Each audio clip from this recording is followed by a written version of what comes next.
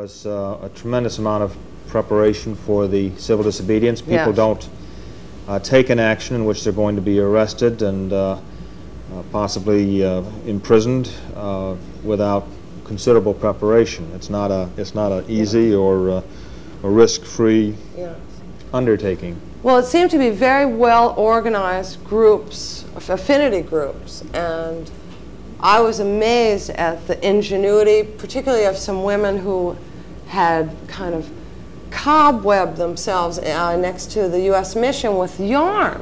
And like 20 different colors of yarn and very intricately woven the more as it went on, and the police not knowing what to do, and a lot of really neat, great things happened that day. Yes, there was tremendous diversity in the groups represented. They came from as far away as Texas and Oregon. I mentioned the international involvement, Canada, West Germany, Australians. There was the Japanese people. There were Japanese present. I don't know that any were arrested, but there was strong support from Japanese. Yeah, I didn't know, like with the visa problem that they had to begin with, how they could actually get arrested. That would be a problem. But it was very well organized, and people knew just where to go and what to do.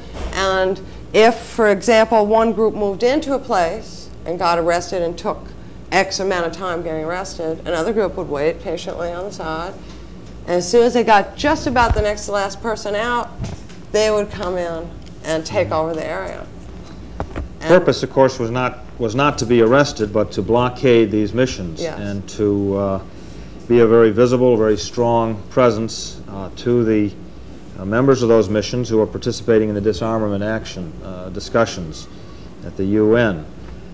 There were a number of people who were not arrested. There was one group that blockaded the entrance to the French mission for 5 hours and were not arrested. There was no intent. I think sometimes people are confused, and a lot of the news coverage seemed to indicate that getting arrested was the point. No, I don't mean to point that out myself. I think that's one of the things, though, that people, it's part of the problem of people viewing the politics as a numbers game. You know? I know that you are also involved in other civil disobedience actions. And you're a member of the Plowshares 8. Correct. Can you tell our viewers what that was about? Well, the Plowshares 8 are a group of 8 defendants, 6 men and 2 women, who went into a General Electric factory located in King of Prussia, west of Philadelphia, in September of 1980, where they construct the Mark 12A nuclear warhead. It's a highly accurate first strike nuclear warhead, and we went in with hammers and human blood, destroyed 2 of these warheads with hammers, and then poured blood on the blueprints, the work area, the file cabinets, as a sign that that's all this work is about, is human bloodshed, suffering. Well, I think that's a good example where a small group can make such an impact. But you couldn't do that without a lot of support, too. Well, I mean, it all works together. Yes. That's right, and I think everybody that was arrested on Monday felt very much this tremendous support. And the action on Monday, you know, is much deeper, much more serious than perhaps just the single-day arrest. And it's likely that New York City may not press these prosecutions, but I hope not. The support, the fact that they are acting on behalf of millions of other people and they have tremendous support, is creating a different climate for civil disobedience. I noticed, like, for instance, during the Wall Street action, there were some cross words with the passers-by who weren't able to get to their work and inconvenience them. I didn't notice anything like that on Monday. Like, there really wasn't much arguing about it.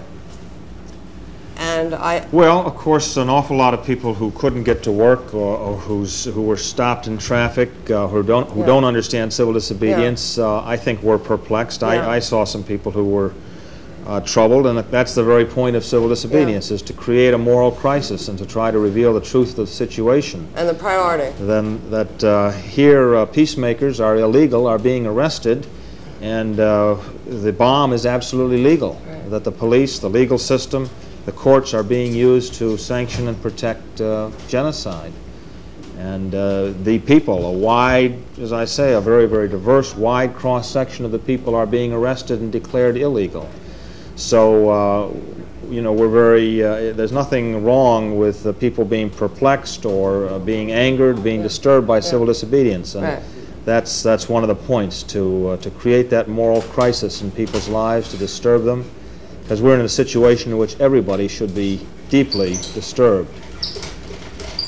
There's been nothing in human history to equal this very frightening and disastrous situation that we're in.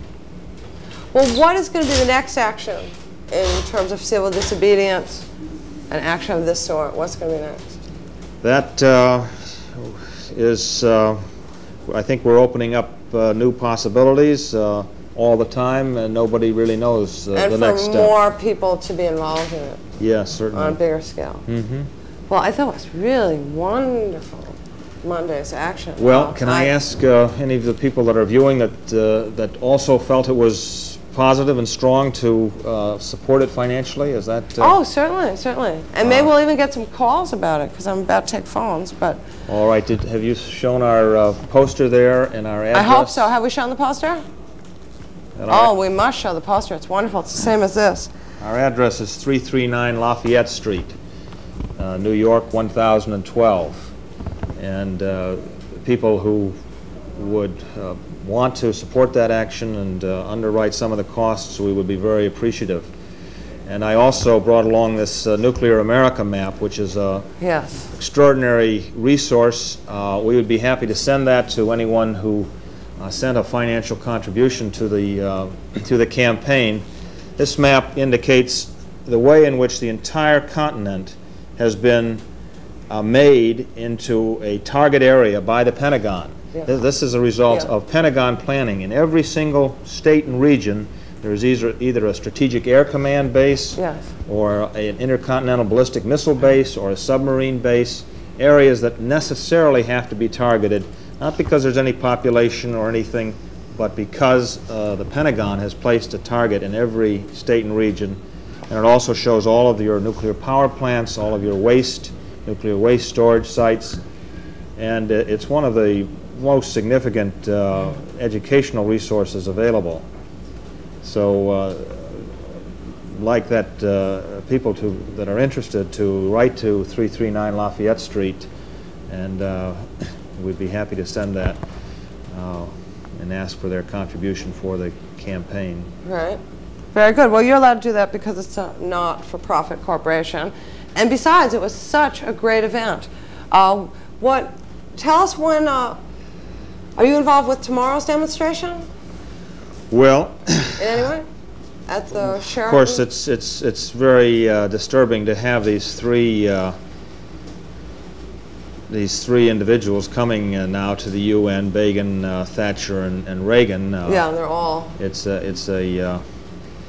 But I think really the climate that was created, and you know, so much of the weekend, Friday's events, the International Religious Convocation that drew 10,000 people, Saturday's march, and Monday's civil disobedience, has created an entirely different climate. These people, these leaders, Begin and Thatcher and Reagan, come as really totally disgraced, totally discounted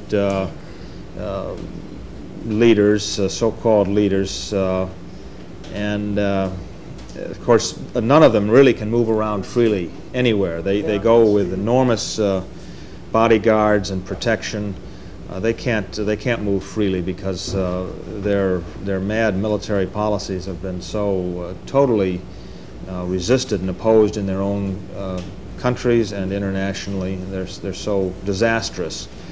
Thatcher's celebrating a temporary victory. Of course, that will take them down into a quagmire of debt and military involvement in the South Atlantic that probably be doing irreparable damage to Thatcher and to England. Right. Well, we hope we see you at the rally tomorrow and at the future rallies. I know you're going to be taking part in the August 6th rally. Well, August 6th commemorates the destruction of Hiroshima, and there will be protests all across the country. Yeah, so we'll...